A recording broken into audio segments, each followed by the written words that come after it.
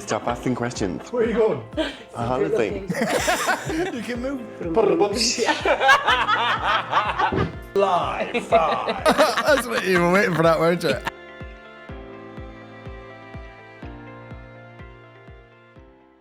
Welcome to Having the Chats with Peter and Sophia.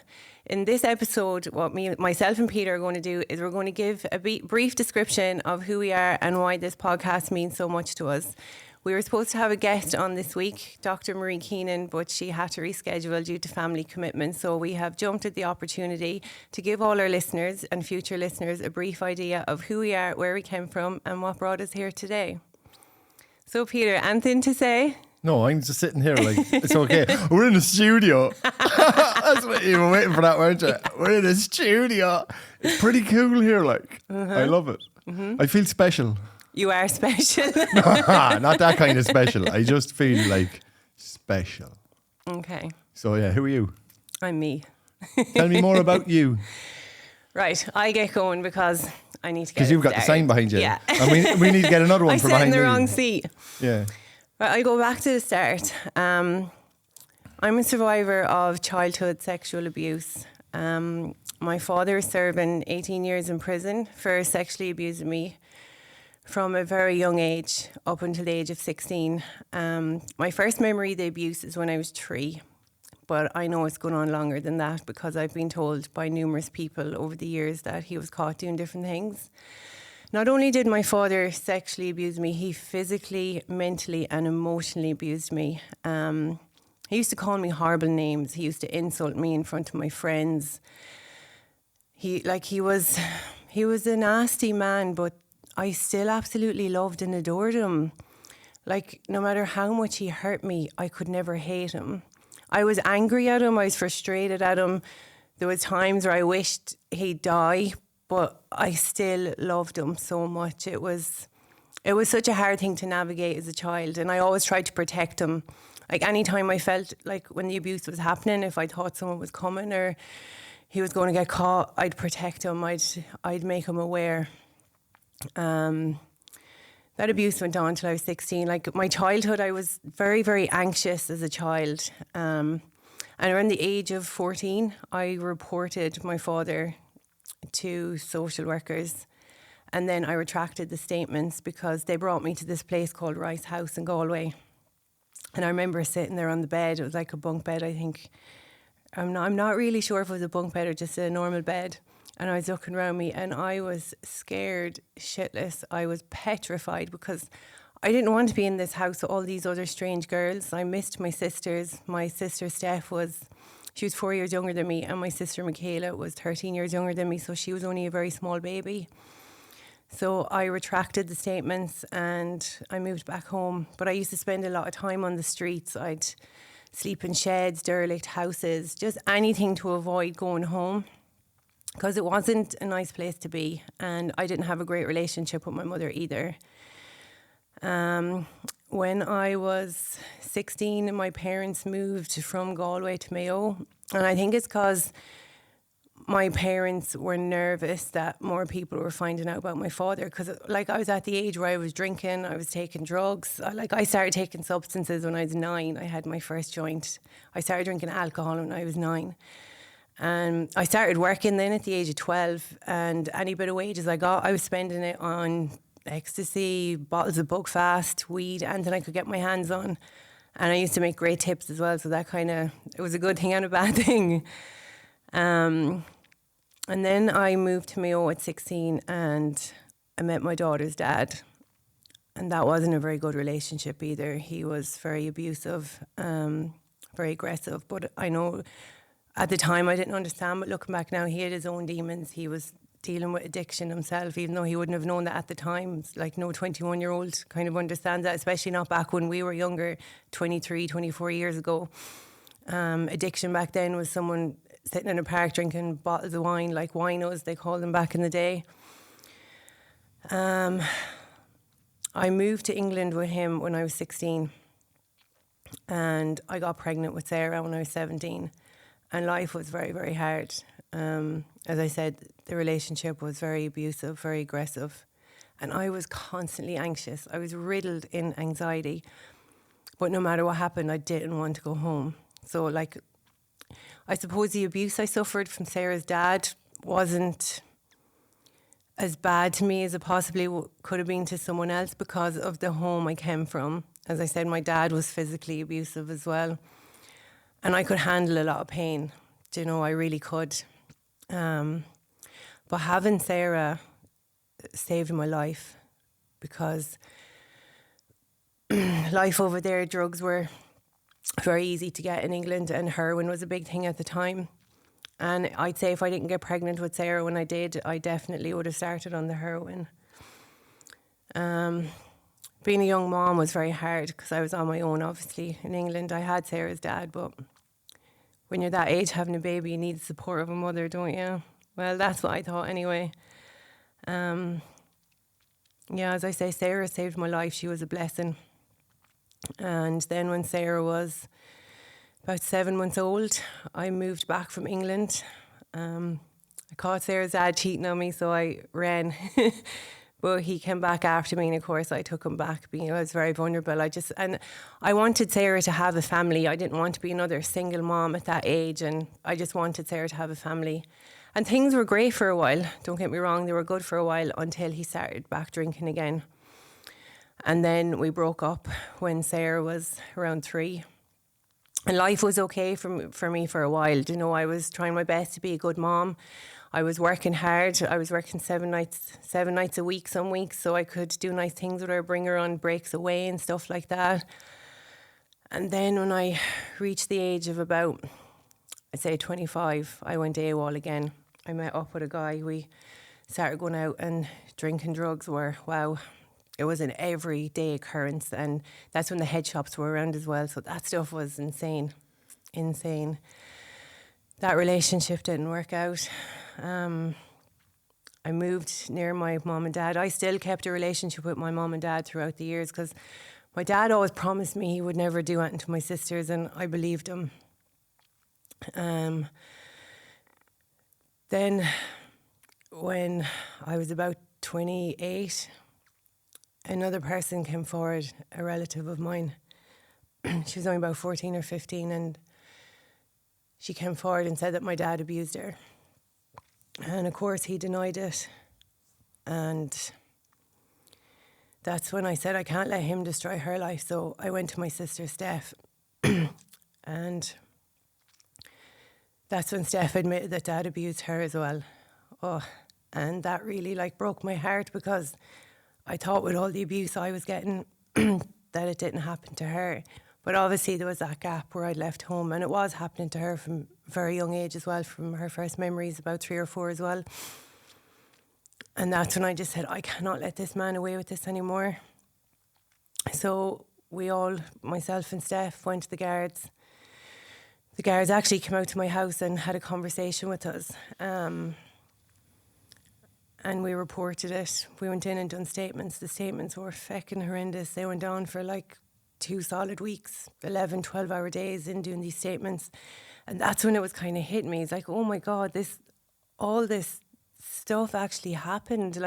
I actually am a survivor. Do you know? Because when it's your life, it becomes a norm. You don't...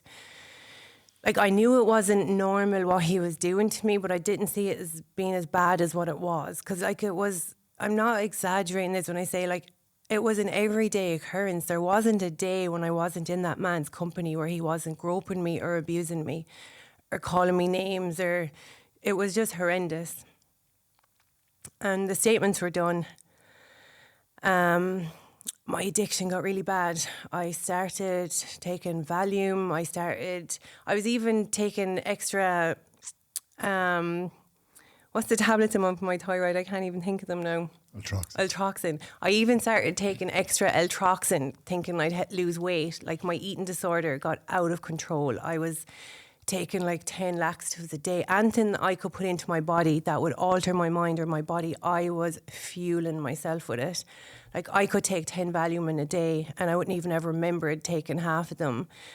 There's one point Sarah had to call an ambulance for me where I was drinking alcohol and taking Valium, and I didn't know what I'd taken, and I was running around the house gone riot. Sarah had to ring an ambulance because I thought I was going to die. I thought my head was going to explode.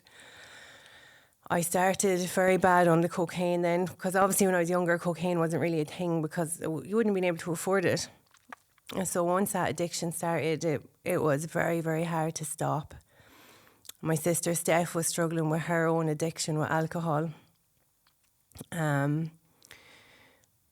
We had a lot of trauma from family members on my mother's side. Like, they were ringing asking did we enjoy what my father was doing to us, and it was just horrible. And I used to see Steph in tears, and I mean tears, after getting these phone calls. She was like, why can't they just leave us alone? We've done nothing wrong. So we had all that in our head, thinking that we were in the wrong along with my father, because we were getting the blame for letting it happen to their kids. Like, we weren't living in the house when it happened. You know, it was just horrible.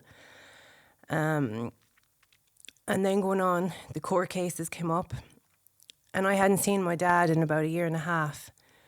And like, I used to worry about him being in prison because I still loved my dad. I cared about him, and I used to be worried, is he getting bullied? Is he getting tortured because he was in there because he's a paedophile? You know, that's just what he is. It's the black and white of it. And I used to hear horror stories, what happens to these type of people in prisons, and it wasn't nice.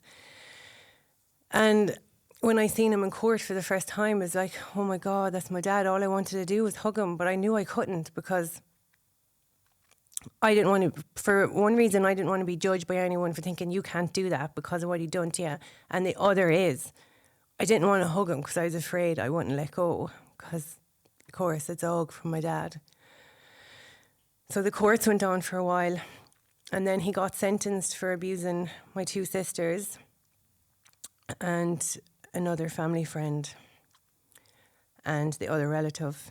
So he got 10 years for that, which I thought was very harsh at the time, because, as I said, to me it was normal. I didn't see the severity of what he was doing. And then it came to my court case. That was such a head fuck, my God, because I was sitting there thinking, this man is going to go to jail because of me. But now I realise he went to jail because of what he'd done to me. And when the judge said I sentence him to life in prison, 18 years, I just remember looking at my sister thinking, he doesn't deserve that. But like, thinking of it now, he should have got 118 years, do you know? And like, even talking like this, I still don't hate my dad. Do you know, I went up to do the restorative justice with him just over 1 year ago. It was challenging. It was hard to navigate. But it done me the world of good, because I got to ask him a few questions I wanted to ask him. Did I get all the answers? No. But I wasn't expecting to get them all. Like, my main question to him was, what was I to you? And the answer I got isn't kind of the answer I wanted. He was like, you were my baby girl. And one of the other questions I asked him is like, why did you keep doing what you were doing? And this answer really, like, fucked me up a bit. He was like, because I didn't get into trouble. And that's when I kind of said to myself, you're not well. That's when I finally accepted that this man is not well. Not alone, he is a paedophile, but there's something chemically imbalanced in his brain. He should know, like, I've had this conversation with you, Peter, a couple of nights ago, like, when you have a kid, you should know you don't abuse them, and that's just the bottom end of it. Back to after the court cases, I lost the plot of myself. I really did. I was missing a lot of work. I was going to counselling at the time, and my counsellor was fantastic. Sonia was my angel at the time, but I also was lying to her a lot, and I'm only now opening up to that. I was smoking a lot of weed and drinking a lot of alcohol, and I wasn't telling her that because I didn't want her to be disappointed in me, because she really did do a lot of work with me. Like, she really did. Like, if I wasn't using, that woman would have changed my life completely with the work that she done on me. But I just kept falling back into addiction. Life went on for a while. Steph was really, really, really struggling. And because I was dealing with my own addiction, I couldn't see it. And I'm not going to lie, part of me didn't want to see it because I didn't want to accept it. She was rushed into hospital in 2018 or 19 with liver failure. Oh my God, it was absolutely horrendous watching her. Like, she was given her last rites and she was told she was going to die, and I'll never forget it.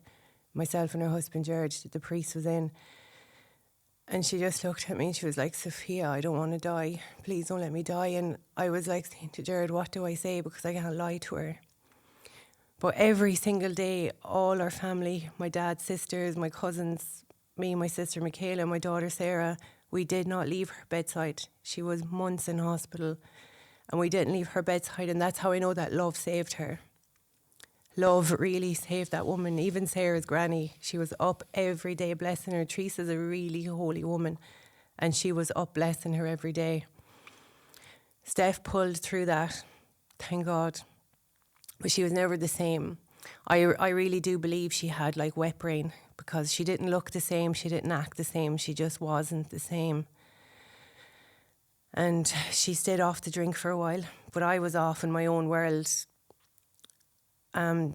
taking immense amount of cocaine. I got involved with someone and it was endless amounts of it. Like, there wasn't a day that went by, I'd say, for a solid year that I wasn't taking.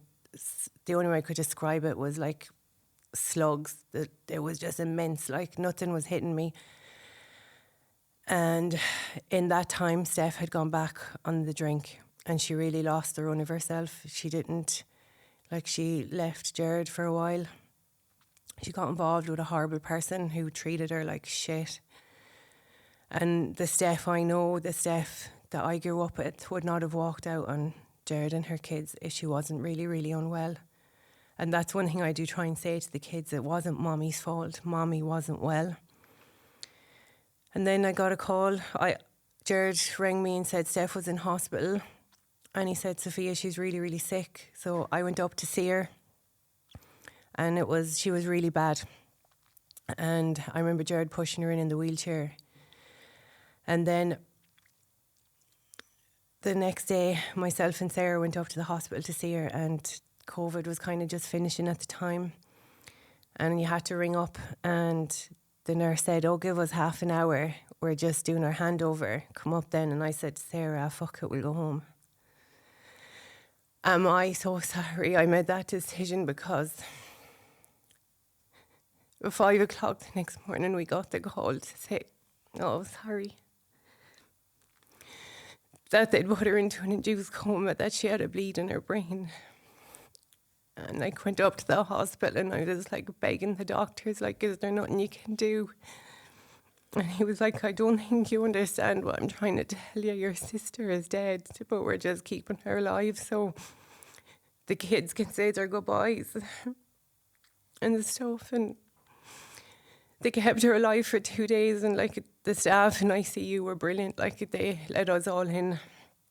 Myself, Jared, the kids, my other sister, my friend Sandy was there. She was a great support. And we just lay there playing music with her and talking to her. And it was so weird because she had those boots on her legs to stop blood clots, and every time those went off, we were like, oh, she's moving. When they turned off the life support machine, I'll never forget it, like just watching the kids with their mom for the last time. It was hard, but they were young. They didn't really understand, I don't think. They probably understand more than I give them credit for. And the next few days after that, when she died, it was just like a complete blur to me. Like, people were saying to me after the funeral, you were off your head. It was the one time in I don't know how many years I did not have a substance in my system because I wanted to stay sober for the kids, but I was just floating around on adrenaline. I didn't know who I was, and I don't remember her funeral. I just remember them putting her into the ground and looking over at Jared, and it was the first time in all the years I knew Jared I ever seen him crying. And then I just remember sitting on the ground with Lily May in my lap, looking down at her, and it was mental. But moving on, I know this might sound strange, but Steph's death really saved my life. I lost the run of myself for a solid year after she passed away. Constant drug use and alcohol use, and I didn't give a shit what happened to me. I didn't care anymore. And when I seen her headstone a year after she died and just seen her name in stone, it was like, that's when it hit me. Steph wasn't coming back, and I thought, I don't want to do that to Sarah and not be there to support her. So I decided to go into rehab. And 5 days after her first anniversary, I went on my merry way down to Kerry and signed myself in. Best decision I've ever made in my life. It saved my life. I done 30 days in residential treatment. I came out of treatment.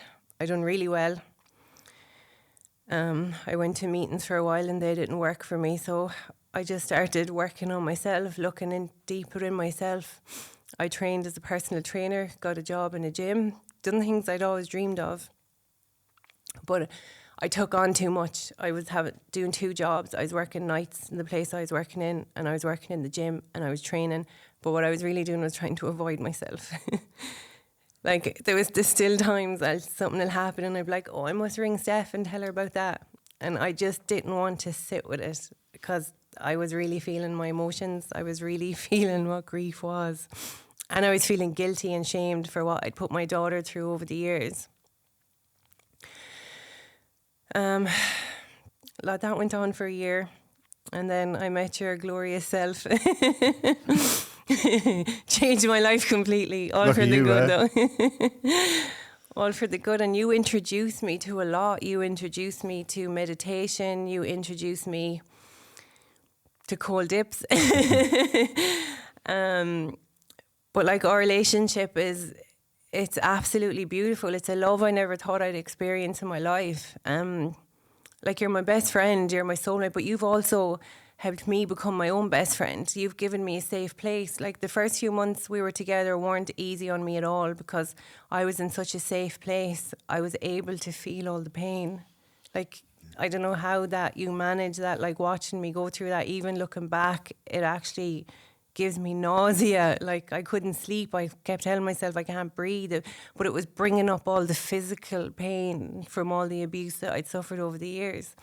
And like, I'm so grateful that you did stick by me. Because if it was you, I was going running a mile. I'm only joking.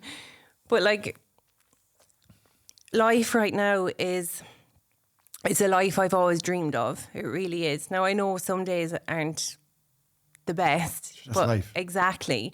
But the good days keep me going. And like, I have a great support in you. I have a great support in my daughter.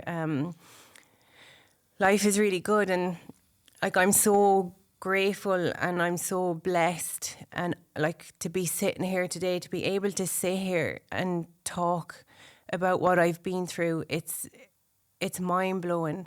Like, if someone told me 3 years ago, Sophia, you'll be 2 years and 8 months in recovery, you'll have a whole new life for yourself, you'll be journaling, you'll be doing meditation, you'll be doing all this stuff I thought was witchcraft years ago, like, I'd be like, no way, you're going messing. out with a man who's got a wand.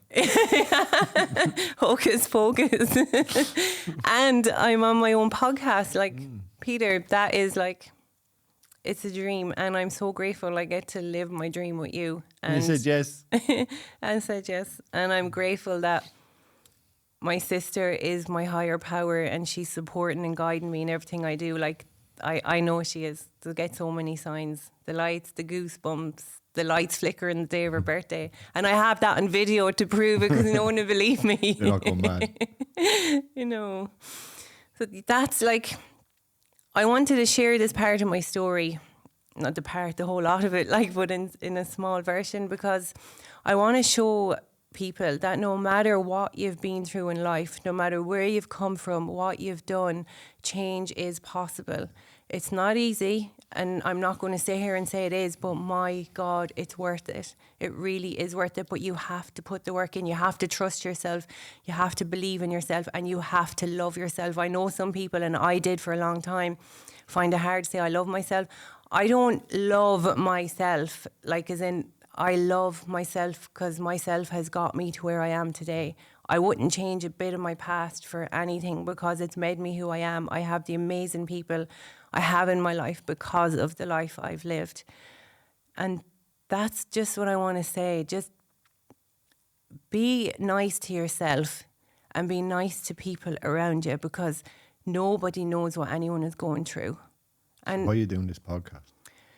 because it's a space where people, any of our guests coming on and even ourselves talking, I'd like to think we create a safe space for people because we create it for each other. For people to come on and be raw and authentic and not feel judged, be honest and open, because there's so many restrictions on what people think they can say. Your life is your life. You can say what you want about yourself and your life, and not to feel judged, not to feel like, oh, I can't say this because people might think, so what? Let them think it. They're going to think stuff anyway. Just be yourself, trust yourself, and give credit to yourself for how far you've come, and just show people love and compassion, because between us there's not much we haven't been through. And if I can guide and support someone on any form of journey, I will do my best to do it. Well done. Now, You're doing Peter, it. No, Peter, what? your turn. Let us have an idea of who you are and what You you are. can't go after that. Like, what are you supposed to say after that? Your You know what I mean? truth. My truth. Mm-hmm. It's a rap. I don't know, babe. Go back to the start. Start. I start from the end. No, I go back to the start. I start from where I am today. You know what I mean? I've done a lot of the start. Where I am today is in a relationship with a woman that I adore, that I know adores me, that encourages me, supports me, looks after me, and puts up with me. I'm hard work. Like, I can be difficult. Not all the time. See, shouldn't say I can't be. I searched for that my entire life. Like, my entire life, I've searched for that. I never found it. I never found it within myself, and I didn't find it anywhere. I come from a different family than you come from. You know, I come from a nice family, a good family. Not saying your family's not nice. I didn't mean it like that. I come from an environment that was created to be caring and loving. And I was given the opportunity or placed into that family. I'm adopted. And I was adopted into this family. And from the earliest memory I have, I never felt like I belonged. I didn't even know I was adopted at that point. It was just something different. Just wasn't comfortable. Wasn't comfortable in myself. Wasn't comfortable there. And that's from like a young age. I was sent to psychologists, psychiatrists, therapists at the ages of 7, 8, 9, trying to figure out what was wrong with this kid. And it was told to the psychologist that I didn't have the capacity to love, that I didn't love properly. So I didn't know fucking love. Like, I never had it from being in the womb to being birthed. I couldn't tell you what love was, you know. I searched for it my entire life. I couldn't tell you what it was. I was, my birth mother didn't want to give me up. My birth mother, to this day, reckons that she didn't sign any papers. You know, I was lucky enough to have a conversation. I've had a couple of conversations with her. I've met her. I'm in touch with some of them. And yeah, so what she did was, when I was taken from her, when I was born, I was taken from her, the room, and I was brought away. And she'd go down there every night and bring me back. And hold me on her at night. So if anyone knows anything about trauma, or how the body holds trauma, for the first part of my being on this planet, I had a bond broken every 24 hours for, I don't know how long, for a week maybe. I don't know exactly. So every time she brought me back as a baby and hugged me and held on to me, and every time I was taken from her, that was a bond that was fucking up me, like, as a human, as a spirit, as a being, as a soul, without me having a clue. At that age, how would you? So that followed me throughout my entire life. Yeah, throughout my entire life. I found out when I was about 9 or 10, I think, that I was adopted. And that blew my brains. But it kind of also helped me understand that, okay, this, even at that age, I was like, okay, it made me feel, I don't know, like, understanding that this is why I didn't fit in. But it made it worse, like, it just reinforced that idea that I didn't fit in. It reinforced that idea that I was different. It reinforced that idea that I wasn't worthy of love. It reinforced that idea that I couldn't feel love or be loved or anything like that. And yeah, that just set something off in me where I didn't care. And that went on. You know, that continued into the teenage years. And I was rebellious. I was defiant. I was, as every school teacher said, I was bold. I was naughty. I was labelled everything you could think of in the school system. I just didn't get with authority. Just didn't get with it. I fought back on every chance I could get. And then that went into the street, and that went into when I, came across, it was hash. I came across hash, and that gave me such ease. Like, I smoking that gave me such just ease. And then the people who were involved in the selling of it and where I used to get it, like looking back on it, I'm fucking sick at myself for even how I felt at that point. But sure, it is what it is. It's how I felt. I felt like I belonged. Like I did my utmost best in every aspect to feel like I could fit in, to get their approval, to, to fit in with this crowd. Like, and that continued throughout my life in all different ways. By the age of 18, I was in a prison system. That's where it went, like. And that continued up until I was 36. Through 9 of them, in 2 different countries. Every system I've been in, every place I've been, has left a little imprint on me. There's something there. There's flashbacks that I get on most nights, sometimes days. There's moments where I try and differentiate between what's real and what's not. I always seeking approval, always trying to fit in, always trying to understand myself. Couldn't. And then used drink, drugs, behaviours, everything to escape what I had inside, or didn't have inside, as the case may be. I've learnt now, like, I've learnt a lot about it and what it was and why it occurred. But it brought me to some dangerous places, and it brought people that loved me to some dangerous places. My family have supported me throughout everything. I wouldn't be alive today without the support of my family and the help they've had. At 18, I was in my first treatment centre. I was in an adolescent treatment centre down in Kilkenny. And that was an opportunity to change. So I was brought to this treatment centre from a young offenders. I didn't want treatment. I wanted a way out of the young offenders. You know what I mean? And I did treatment, and I did everything, and I told them everything they wanted to hear, and I ticked all the boxes, and everything was good. And then I left, and 3 weeks later I was back in the prison system because I wasn't changing anything.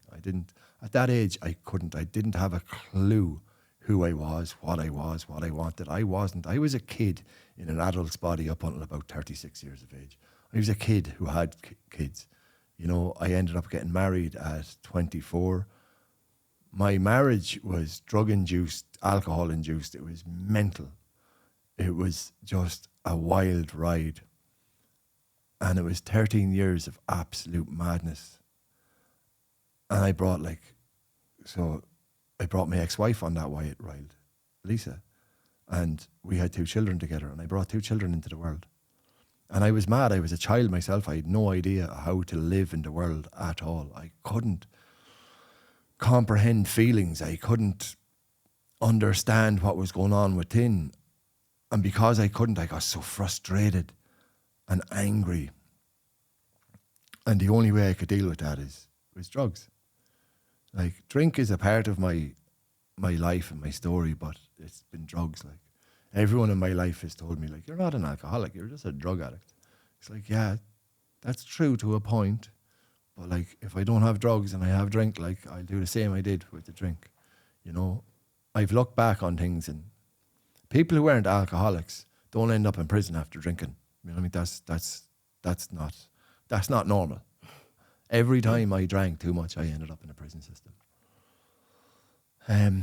yeah, look, it went on. It was wild.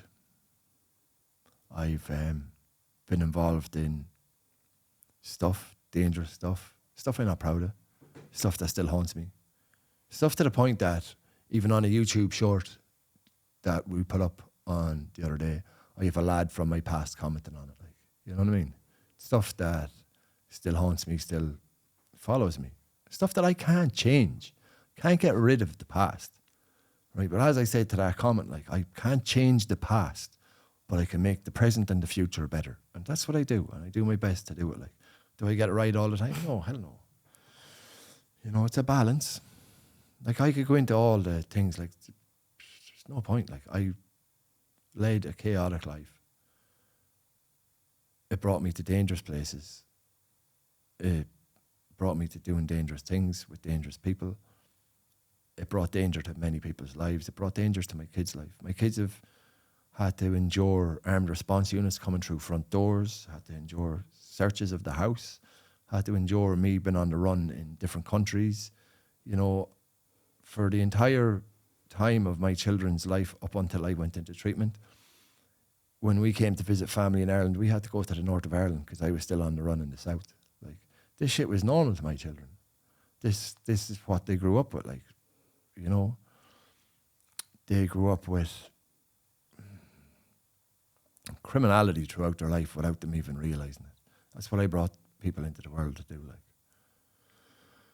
Like, yeah, all of that. Like, and I ended up doing to my children what had happened to me with drinking drugs. I abandoned them. I ran away from the family home, I think over a space of 13 years, 22 times. And I was escaping everything within it. I was escaping my responsibilities. I was escaping the relationship I had with my ex-wife, which was chaotic and toxic. Like, I'd be honest. And that's no one's fault. That's not her fault. It's not my fault. We were two very unwell people who came together in a very fucked up situation and created a life for ourselves. And it just got really bad. We just didn't work. You know what I mean? Like, when someone's in a kitchen cooking crack while their children are upstairs and their wife is in bed, like, there's something wrong. Something's not right there. That's to the extent I did to escape.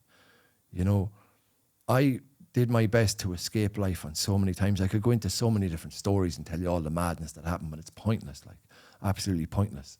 I'll tell you one thing that I remember I've so much went on in my life that I can't even remember. I've buried so much of my life behind a big door and a box, and it's locked. And it only comes out when I talk to people from my past and they're like, oh, do you remember this? And I'm like, no.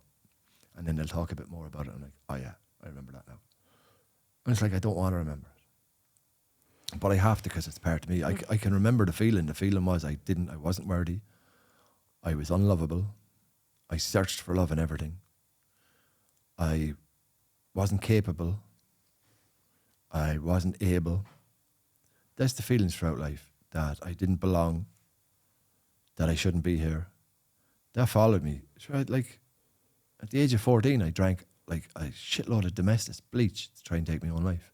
You know what I mean? I found tablets in that was 14. At 13, in and around that ages, I found tablets in my father's press. And I scoffed a lot trying to take my own life. Did not want to be here. You know, Dad ended up me asleep for like, I think 24 hours or something. My family had to look after me. Turned out to be diazepam, which I ended up loving later on in life. Like, genuinely, fucking couldn't get enough of them. In 2020, I hung myself from a tree. You know, I went through life trying to get rid of my own life. Like, I couldn't deal with me I just didn't know who I was. I couldn't deal with it. Like, I went from smoking hash, weed, cannabis, whatever you want to call it, at the age of 12 to a full-blown heroin addict at the age of 38. Like, I mean, full-blown. I couldn't. So when most people wake up in the morning to an alarm or whatever, they wake up in the morning, they got up and they go for a pee. When my eyes woke in the morning, the first thing I'd do was my hand would go under my pillow to get my pipe, because I couldn't move. I couldn't do anything until I had a blast of heroin into my system. At the end of everything, I was homeless on the streets of London, going from hostel to hostel, taking any substance I get my hands on, doing anything I could to get money together to take anything I could take. You know, and the feeling was just fucking broken. I couldn't deal with life. I was miserable in every aspect of it. I was depressed throughout my entire life. And I know why I was depressed now. I know why, because like who I was, I pushed down. I depressed the person I was right down. Because I didn't know who I was. I was never able to understand Peter. What's Peter? I had so many different versions put on Peter of who Peter is or what Peter is. You know what I mean? Getting sent to psychologists at a young age fucked my head. I thought there was something wrong with me. Without me even realising that there was nothing wrong with me, I thought there was something wrong with me. I was just me. I wasn't able to be me in an environment that I was in because that wasn't my environment. That's just how it is, unfortunately. It's not a bad thing. My parents are lovely people. They're great people. My family is great. It's a beautiful place to be. But that wasn't my environment. That's not the place I was put on this planet to be at that time. Now, in saying that, if I was stayed with my birth family, my birth mother, what would have happened? Who knows? She was in addiction at the time too. Things could have been toxic, chaotic. You know, I went through life emotionally discharged from everything. I didn't understand. I couldn't feel. I couldn't comprehend, and I just couldn't. Like, that was it. That's the easiest way to put it. I just couldn't. I couldn't be. I've learned to find out who me is, and I've learned to not depress it. I've learned so much about myself. I went to treatment to give up drink and to give up drugs. Like, I didn't care about the drink at the time, to be honest. I'd be straight, like, I didn't care. But I went to treatment to give them up so I could go back to drug dealing, so I could go back to being a criminal. That was my idea. That's how delusional my mind was. My mind was so twisted. Like, so twisted. Noah's holding me something there and I can't see it. It's yellow paper with writing on it. No idea what it says. 5 minutes. All right. Okay. It says 5 minutes. Anyway, Noah's our editor. He's a cool dude. So yeah, look, I couldn't understand life. Life was fucked up. And I changed. I went into treatment. I didn't want to go into treatment, really, to be honest. But I went into treatment and I changed my entire life. And when I came out of treatment, I did a lot of work on myself. I went internally. I still go internally to figure out who I am. I'm still trying to find out who I am. There's still times I've no idea who I am. There's just still times I get lost, but I've got an environment that I can be safe to be lost in. And I wanted to do this podcast because people talk about stuff, but they don't talk about stuff. People mention stuff and just over it. It's superficial. They don't get into it. I want to give people an opportunity to talk about stuff. There's stuff that I still haven't even dived into. There's abuse within my past that I haven't even looked at. We're going to have a lovely man coming on that I think I'm going to get a lot from because he's very open about his abuse and about what happened to him. That's what I need. It's healing for me. It's healing for others. It's healing for the guest. And it's like you said, it's change is possible, right? But it's not only possible, it's maintainable and it's achievable. Like, we can do it. It's fucking tough, like. Yeah. It's hard. This is the hardest thing I've ever done in my entire life. And there's still times where, like, the old me, the old programming within me comes forward and I get triggered by different things and or activated or whatever the fuck you want to call it. Like, I feel shitty. That's it, really. It brings something up. I can get defensive. I can get angry. I can get frustrated. I can get sad. I can get hurt. I can get whatever. And it's absolutely nothing to do with anyone else. It's everything to do with inside me. And there's times when we'll be having conversations or stuff will go on and I literally will feel sick. Like, my stomach will turn and it's got nothing to do with anyone else and everything to do with me and my programming. And I wanted to talk about that. I want people to hear it. I want people to be able to come on and talk about it. And that's why I did the podcast. And give them an opportunity to. And that's it, like. And even for people that don't come on, the guests we have coming on and listening to ourselves, it'll give people hope when they're sitting at home listening. Because like I said it many times, if I had someone like me to listen to a few years ago, I think my journey would have been a lot different because I felt so alienated. I didn't feel like I was human at all. I felt like I was the only one that was going through this. Yeah. You're not.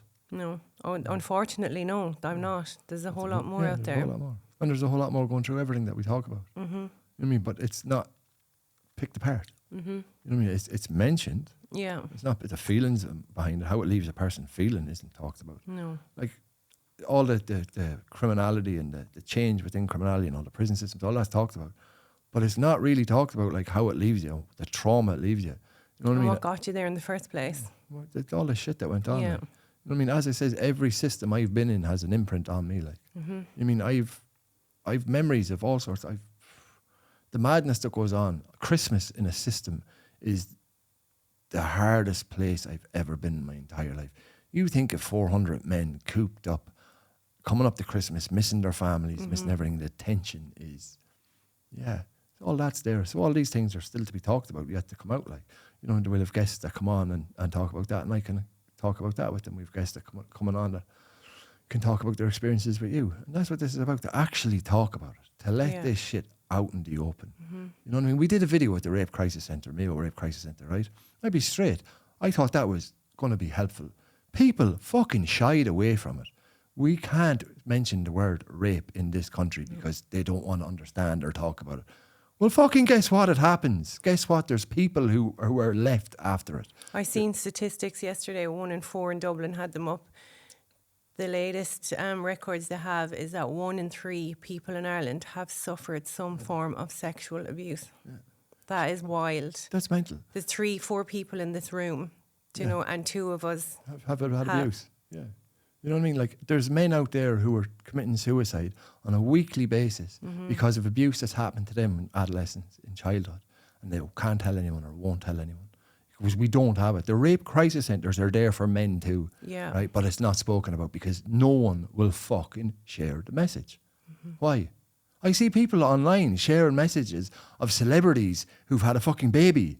You know what I mean? You'll share the message when your sister or your son or your father or your husband or your daughter needs their service, but you'll shy away from it until that. What the fuck is that about? Anyway, that's another podcast.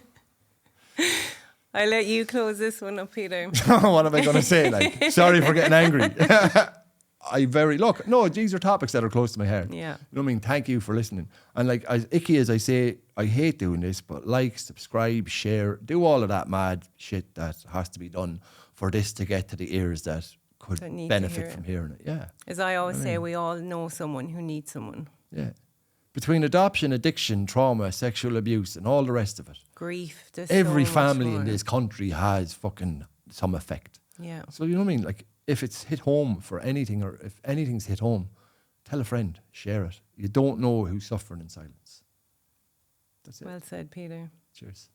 Thank you. Right. Good night. Let's wrap. Over and out.